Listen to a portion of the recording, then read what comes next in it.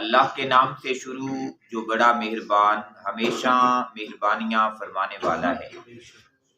میرے اللہ نے حکم ارشاد فرمایا ہے، کما جیسا کہ ارسلنا ہم نے ارسال فرمایا ہے، فیکم تم میں، رسولن وہ عزت اور شان والا رسول، منکم تمہیں میں سے۔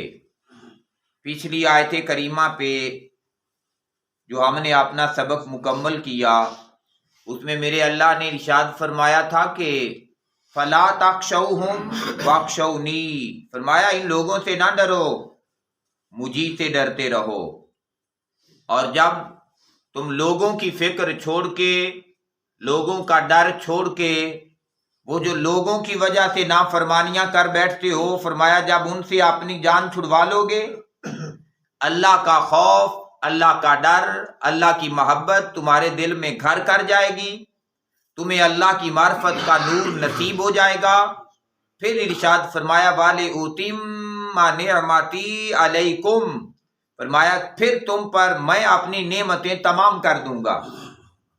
وہ جو وعدہ میرے اللہ نے فرمایا کہ میں اپنی نعمتیں تم پہ تمام فرماؤں گا، فرمایا اسی انداز کے ساتھ وہ نعمتوں کے طور پر میں نے اپنا رسول تمہیں عطا فرما دیا، اپنا رسول انعام کے طور پہ، نعمت کے طور پہ۔ ایک مقام پہ قرآن کریم میں میرے اللہ نے ارشاد فرمایا بھی، لَقَدْ مَنَّ اللَّهُ عَلَى الْمُؤْمِنِينَ، کہ ایمان والوں کے اوپر تو اللہ تعالیٰ نے احسان فرما دیا ہے کہ وہ اپنا محبوب رسول ایمان والے لوگوں کو عطا فرما دیا ہے۔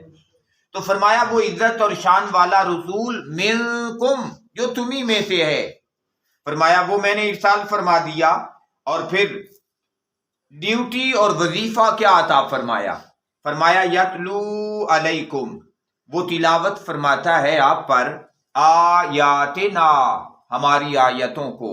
وہ محبوب رسول صلی اللہ علیہ وآلہ وسلم تشریف لا کے ہماری آیتوں کی تلاوت آپ کے سامنے کرتا، تاکہ آپ بھی تلاوت کرنے والے بن جاؤ۔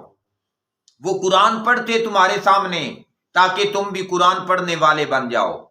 انہوں نے قرآن کے ساتھ تعلق قائم کیا، اور جو بندہ آتا گیا اسے قرآن کی نعمت سے مالا مال کرتے گئے۔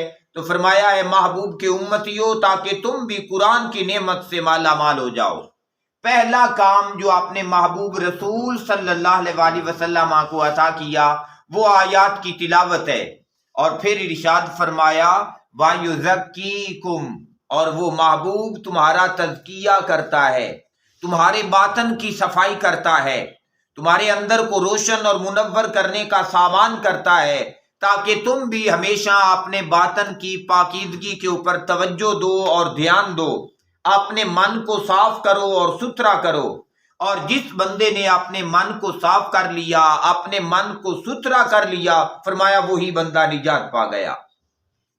پھر ارشاد فرمایا میرے اللہ نے وَيُعَلِّمُكُمُ الْكِتَابَ، وَيُعَلِّمُكُمْ، اور وہ تمہیں تعلیم ارشاد فرماتا ہے، الکتاب، کتاب کی۔ صرف تلاوت تک نہیں، بلکہ ایک ایک حکم جو قرآن کا ہے، جو کتاب کا ہے، وہ محبوب رسول صلی اللہ علیہ وآلہ وسلم اس حکم کو کھول کھول کے تمہارے سامنے بیان فرما دیتا ہے۔ گویا کہ آقا علیہ الصلوۃ والسلام کی احادیث جو ہیں وہ قرآن کریم کی بہترین تفسیر ہیں۔ پہلی تفسیر وہ ہے قرآن کی جو قرآن خود اپنی تفسیر بیان کر دیتا ہے کہ بے شک بعض کلام اللہ تعالیٰ کا بعض مقام پہ اسے کھول کے وضاحت کے ساتھ بیان کر دیتا ہے۔ پھر اللہ کے محبوب رسول صلی اللہ علیہ وآلہ وسلم کی احادیث ہیں جو قرآن کریم کی بہترین تفسیر ہیں۔ پھر ارشاد فرمایا والحکمت، اور حکمت کے خزانے بھی ذات محمد مصطفیٰ صلی اللہ علیہ وآلہ وسلم سے عطا کیے جاتے ہیں۔ وہ محبوب حکمت سکھاتا ہے۔ پھر ارشاد فرمایا میرے اللہ نے وَيُعَلِّمُكُمْ، اور وہ محبوب تمہیں تعلیم ارشاد فرماتا ہے، تمہیں سکھاتا ہے وہ کچھ ما لم تکونوا، جو کچھ تم نہیں تھے، تعلمون، جانتے، جن باتوں کا تمہیں علم نہیں تھا، جن باتوں کا تمہیں شعور نہیں تھا، جن چیزوں کی معرفت اور پہچان نہیں تھی، فرمایا اس محبوب نے آ کے تمہیں ان چیزوں کی معرفت بھی عطا کر دی، تمہیں ان چیزوں کی پہچان بھی عطا کر دی۔ تو یہ کتنا بڑا انعام ہے جو میرے اللہ نے ارشاد فرمایا والے اوتیما، کہ میں تمام کر دوں تم پر اپنی نعمتیں۔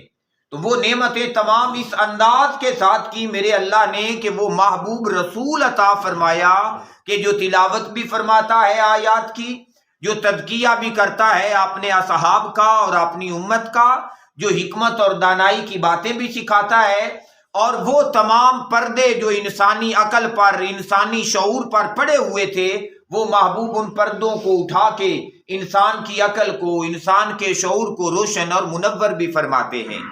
اتنی شانوں کے ساتھ رسول تشریف لائے، اور یہ بات دے کر، اتنا بڑا انعام دے کر، پھر میرے اللہ نے ارشاد فرمایا فاذکرونی، اب میرا ذکر کیا کرو، میری یاد کیا کرو، مجھے ہمیشہ یاد کیا کرو۔ فرمایا یہ جو تم مجھے یاد کیا کرو گے، اس کا بھی تمہیں انعام یہ عطا کروں گا کہ اذکرکم، میں اللہ اپنی شان کے مطابق پھر تمہیں یاد کیا کروں گا۔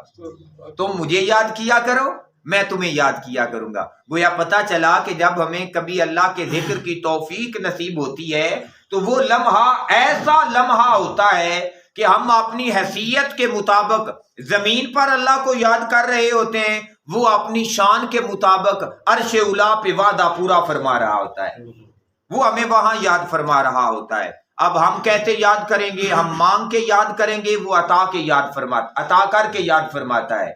ہم بخشش مانگ کے اسے یاد کریں گے، وہ بخشش عطا کر کے ہمیں یاد فرماتا ہے۔ ہم تنگ دست ہیں، اپنی تنگ دستی، ہم بیمار ہیں، اپنی بیماری، ہم مظلوم ہیں، اپنے وہ جو کیا ہوا ظلم ہے، ان تمام چیزوں کا ذکر کر کے اسے یاد کریں گے، وہ ہمیں بیماری کو شفا میں بدل کے ہمیں یاد فرمائے گا، وہ ہماری تنگ دستی کو ہماری فراخی کے اندر بدل کے ہمیں یاد فرمائے گا۔ لیکن ہمیں ہمیشہ اسے یاد رکھنا ہے، اسے یاد کرنا ہے۔ تو جو بندہ اپنے اللہ کو یاد رکھتا ہے، میرا اللہ اپنی شان کے مطابق اس بندے کو پھر بھولنے نہیں دیتا۔ پھر ارشاد فرمایا میرے اللہ نے واشکرونی، اور میرا شکریہ ادا کرو، کہ یہ جو تمہیں نعمتیں نصیب ہوتی ہیں، کتنی سب سے بڑی نعمت اپنا محبوب ہمیں عطا فرما دیا، اپنا قرآن ہمیں عطا فرما دیا، ہمیں اسلام نصیب فرمایا، ہمیں پاکستان جیسی نعمت نصیب فرمائی۔ تو یہ جو اتنے بڑے احسانات اور انعامات عطا ہوئے ہیں، فرمایا اس پہ شکریہ ادا کیا کریں، کیونکہ شکریہ ایک ایسی چیز ہے، فرمایا والا ان شکرتم لازیدنکم، فرمایا اگر تم شکر گزار بن گئے تو میں تمہیں نعمتیں اور زیادہ عطا فرما دوں گا، جو کچھ تمہارے پاس ہے اس سے زیادہ ہو جائے گا۔ لیکن فرمایا ولا تکفرون، یہ جو کفر والا کام ہے نا، ناشکری والا کام ہے، فرمایا یہ تمہیں زیب نہیں دیتا۔